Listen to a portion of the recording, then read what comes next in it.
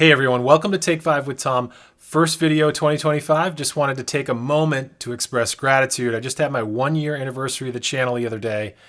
And while the numbers aren't massive, my creation velocity wasn't massive. But what made it what it was people coming to the channel, watching, liking, commenting, subscribing. I realize I'm still fishing for my content areas of specialty. I've got a few more experiments and things that I'm going to try, like this video today, to try to find some areas that and some approaches that might resonate with folks. So thank you very much for your watching the content. If you're watching now, or if you've returned to the channel, subscribed, whatever, really appreciate it. It means a lot.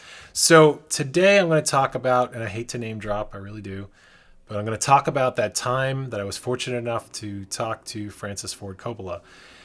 Now, it was only a small conversation for a few minutes, but he offered some really profound advice, I think, that stuck with me and sort of reinforced some themes and patterns that I've seen in other creative disciplines. And it was really cool, but it's sort of apropos to this conversation that I've been having on the channel lately about iPhone 14 and techniques for getting great results and things like that. So rewind the calendar back to 2007, go back in the Wayback Machine. So just kind of set the stage for what was happening around that time. You had, DSLR technology and the revolution that came with Canon 5D Mark II was about a year away.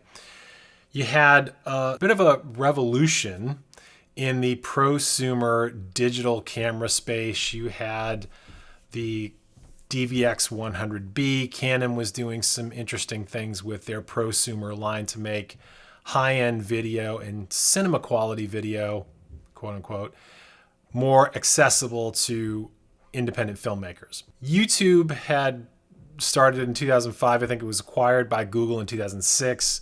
By 2007, it was interesting. Lots of stuff going on. Lots of people getting excited about it.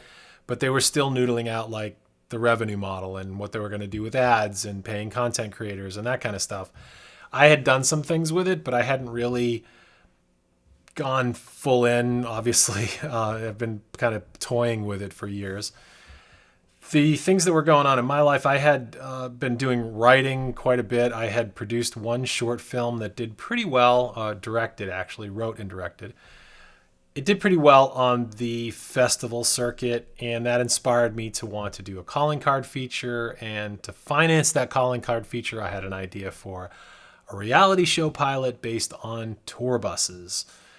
And met these two brothers down in Atlanta, built a show around them. They had started this business for buying and leasing high-end entertainment coaches to celebrities.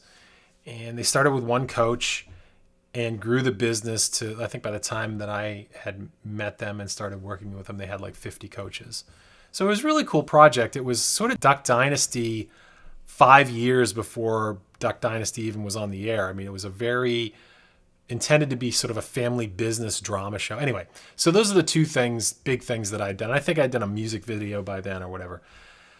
So I had done some stuff, and the other thing that was going on sort of in TV land, I should say, was that there was a lot of shows like American Idol and The Apprentice, shows that were trying to find that whole trend of reality shows to find the next big whatever were huge. And there was a show that came along called On the Lot that was produced by Mark Burnett and Steven Spielberg. And the whole premise of that was to find the next big undiscovered filmmaker and make them a big star, I guess. So I was like, yeah, what the heck? I'll give it a shot. I'll submit with Alibi Phone Network. I didn't think I had a snowball's chance in hell because I'm sure there was a lot of talented kids in film schools all over the country that were drooling over this and chomping at the bit for an opportunity like this, and probably had much more interesting projects than I had at that stage, although I was kind of proud of what I was doing. So didn't really have what you would call sophisticated social media back then. I mean, Facebook was sort of in the early stages, but the On the Lot community sites were a big thing still. The On the Lot website had a very vigorous and engaged community website. So you get on the boards and you could chat with other contestants, and they had all kinds of topics, and they were trying to foster this community around filmmaking. I think there was the hope and the anticipation that this show was going to go on to multiple seasons. I think it lasted one season. So while on those community boards, I bumped into this guy, last name Coppola, first name Christopher, Nick Cage's brother.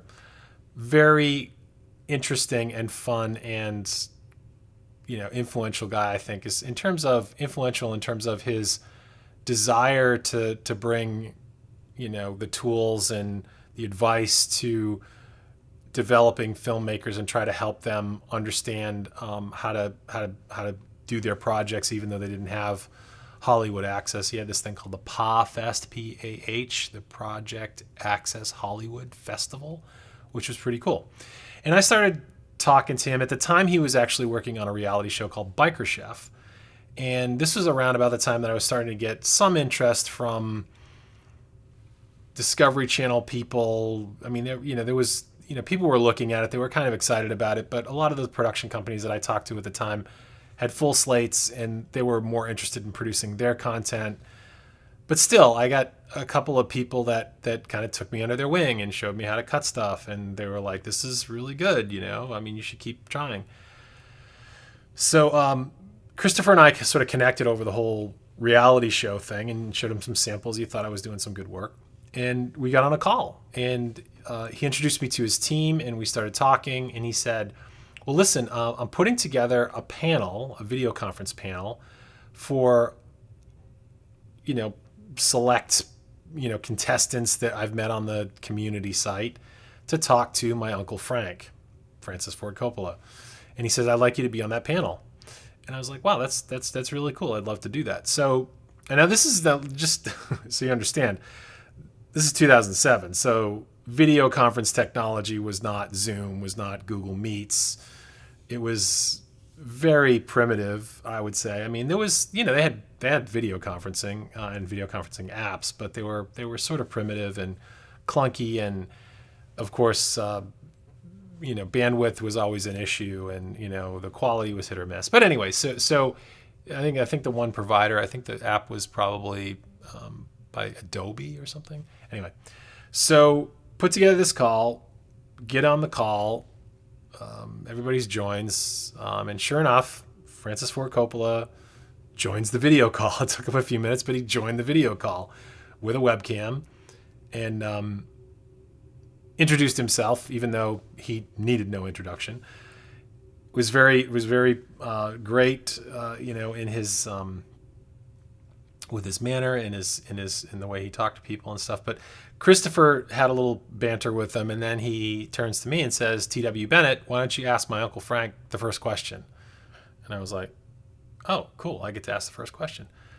So I asked him, I said, there's this big evolution going on in digital cinematography. There's a lot of people that are sort of naysaying it, saying it's not as good as film yet. Even I think Panavision was working on, or had by that time, a full-frame 35 millimeter camera called the Genesis, which I actually got to see. Well, this is another episode. I got to meet this guy, Tony Richmond, who is a renowned British cinematographer on this movie called, what was it called? Oh, The Rocker with Rainn Wilson. Sorry.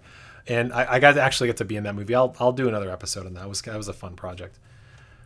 But was just talking to him about how, what as a filmmaker, as an independent filmmaker, as somebody trying to make in this business, do we need to care about that kind of stuff? And the response was actually pretty validating, because he went back to his cohort, back in the early days when he was doing his his American Zoetrope stuff, and said that the thing that him and his that cohort of guys like De Palma and stuff that he was talking to and working with and coming up with, they were really, he said, we didn't have sophisticated gear at our disposal either. We had 16 millimeter, 8 millimeter stuff, and moviolas. I forget what a moviola is, but he said, I think it might have been an editing machine. I don't know.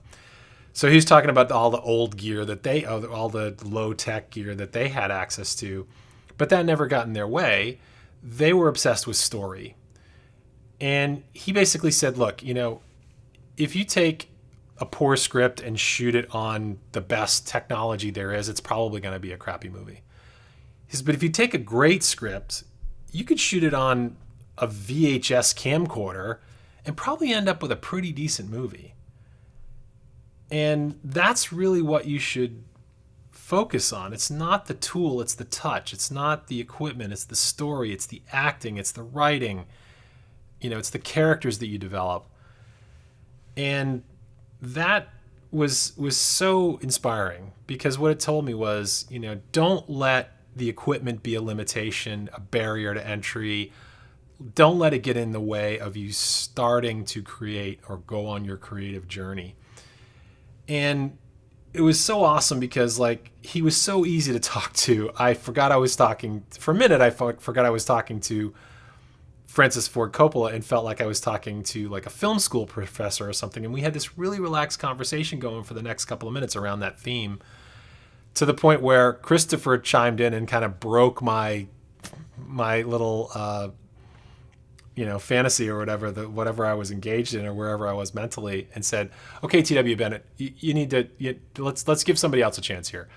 So I'd kind of overstepped my welcome a bit, but it was a really cool moment. I mean, it was over clunky, choppy, crappy early days video conferencing, but I got to talk to Coppola and ask him some questions and got what I thought was a really inspiring answer. And that really ties back to what I've been talking about. And it's funny because I don't want to say that, I'm always I always go for, recognize the trends and go there first or whatever. But I kind of have this, predisposition to go where the puck is headed. And I can remember when DSLR videography did come out, there was this guy that I was working with or had worked with locally on a couple of projects. And he was very steeped in the whole, he had worked in a TV production facility and kind of had his opinions about digital stuff. And you had to have broadcast quality cameras with 2/3 sensors and all this fancy stuff on them, and all these fancy features on them to even look credible when you showed up to do a television commercial or something like that, even if it was a local spot. And when DSLRs came out, I showed him some of the stuff that I got off of my Canon. I didn't have a 5D Mark II, but I had a 7D, but it was still pretty amazing. And he was still of the opinion that, well, that's still not good enough, And I was like, well, okay. And then eventually things did, develop with DSLRs where they became the standard, or they became this thing that everybody gravitated to, and they became sort of generally accepted even with that hardcore crowd. And he was won over and started to use them as well. And when I started doing iPhone stuff, I would send him clips, and sometimes I would shoot something with Sony A7 and iPhone, and I would tell him, try to pick out the clip, which one's the iPhone clip, which one's the Sony clip. And he had a tough time in some cases trying to figure that out, but still is of the opinion that you can't show up with an iPhone to shoot a TV commercial. And I told him, well, I have a friend down south, he's a very accomplished DP, has used iPhones for TV commercials, and nobody's batted an eyelash. So it's that whole thing of, it's not the tool, it's the touch. Ultimately it's in the result that matters. Now, of course, there may be a perception, not to pick on him. He's a great guy. He's a fantastic guy. Taught me a lot of stuff, helped me on a lot of projects, and I love him. He's, I'll work with him again, I'm sure. It's just funny, that attitude that some folks have about, well, it's not, it's not professional quality. But if you look at the images that are coming out of it, and you look at what's happening with the stuff, it's almost indistinguishable in some cases. I mean, not from the highest end stuff, but from certainly competitive, at least in some ways, with DSLR. It's not as good, although I'm sure there are people that would argue. But anyway, the point is that it's not the tool, it's the touch. It's not the camera, it's the content. It's what you put into it that matters. And you should never worry about it if you're thinking about starting your own channel or whatever, or if you're feel self-conscious or whatever because you're shooting with an iPhone and not with some expensive camera. Don't. If you're getting good results and you're getting good engagement, that's all that really matters. So that's the story, and that's how I wanted to sort of tie it back to what we've been talking about with how to get better quality audio and video and lighting and stuff like that, and why that all that stuff matters. So I hope you found this useful. It was fun for me to talk about. This video is probably going to get 6 views. But for those 6 people that do watch it, I really appreciate it. And I hope to see you on another Take 5 with Tom.